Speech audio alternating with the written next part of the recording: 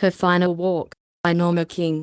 Revised by Lorraine Kelly and published in her book Goldfields Stories, Early Days in Western Australia, 2018.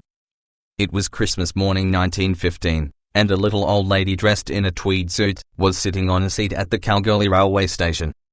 She was waiting for her son, Duncan Devlins, to come and take her out to his home in Geelong, 32 kilometres away. Her name was a Mrs. Margaret Quinn, and she had just arrived on the express from Perth. 2 days prior she arrived in Fremantle from Scotland on a steamship Hostily. As the hours passed, Mrs. Quinn became increasingly anxious and disappointed. By midday, she realised that her son was not coming to get her. She decided that if she was to spend any portion of Christmas Day with her son, she had to find her own way to Geelong.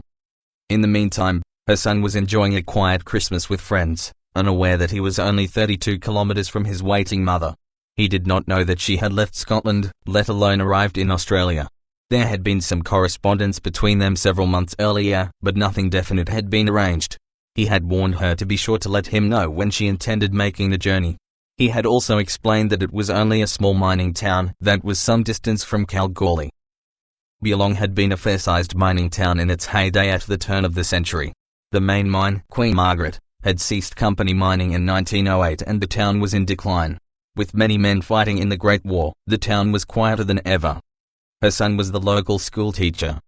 The road was the only link between the two towns, as Geelong was not part of the Loop Line rail link.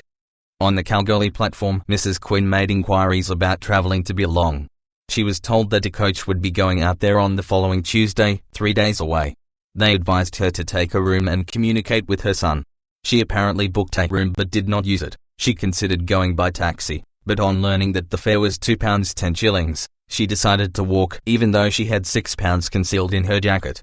She told the railway authorities that her luggage would be arriving later and asked them to hold it for her. She left the station carrying a small parcel, a parasol, and a heavy jacket hanging over one arm. The dirt roads to Kanowna, Geelong, and Mount Munger all branched out from Austral Road, east of Kalgoorlie. At about 1:30 a little old lady knocked on the door of Mrs. Victoria Quigley's house on Austral Road, and asked which road went to Geelong. She told Mrs. Quigley about her journey out from Scotland and how there had been no one at the station to meet her. Mrs. Quigley asked, "You're not going to walk to Geelong?" To which she replied, "Yes, I am." Mrs. Quigley asked her if she knew how far it was, to which she replied, 16 miles. Even though she had been told it was 20 miles.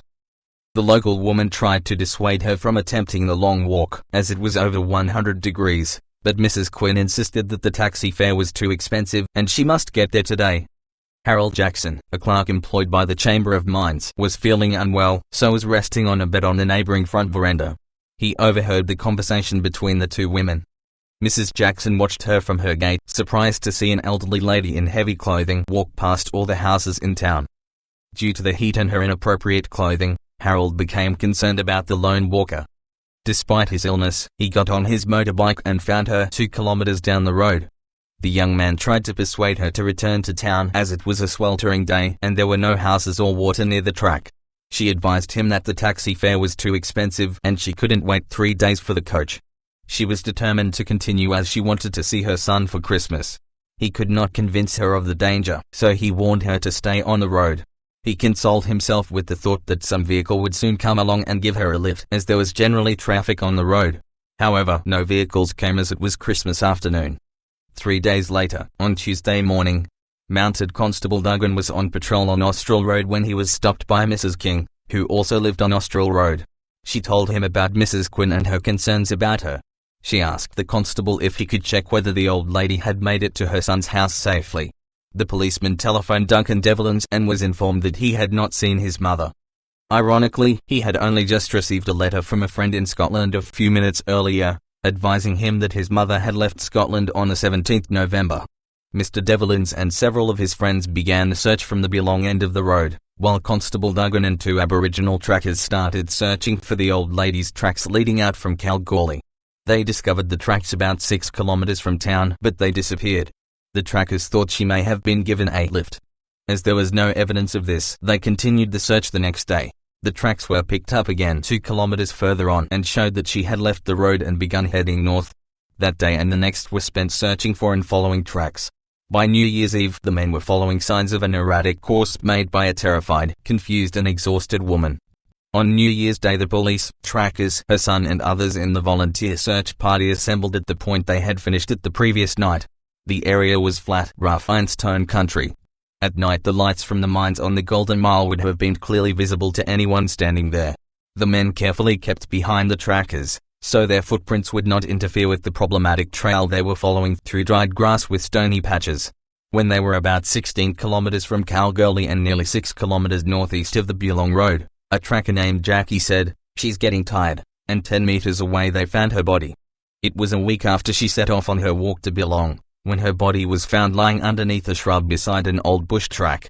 She had discarded her hat, and her white hair hung loosely about her blackened face. She had removed her tweed jacket and skirt to lay on, and was lying on her side like she was sleeping. Her open umbrella had a broken handle as if she had fallen on it at some point. Her son dropped to his knees, kissed her and said, "It is my mother." In her bag was a letter from her son giving explicit instructions on how to proceed. It stated she should tell him when she was arriving so he could make the necessary arrangements. They also found the 6 pounds concealed in her jacket. A newspaper reporter described the finding of her body a pathetic climax to one of the most pathetic cases of this nature that has engaged the attention of the Kalgoorlie police.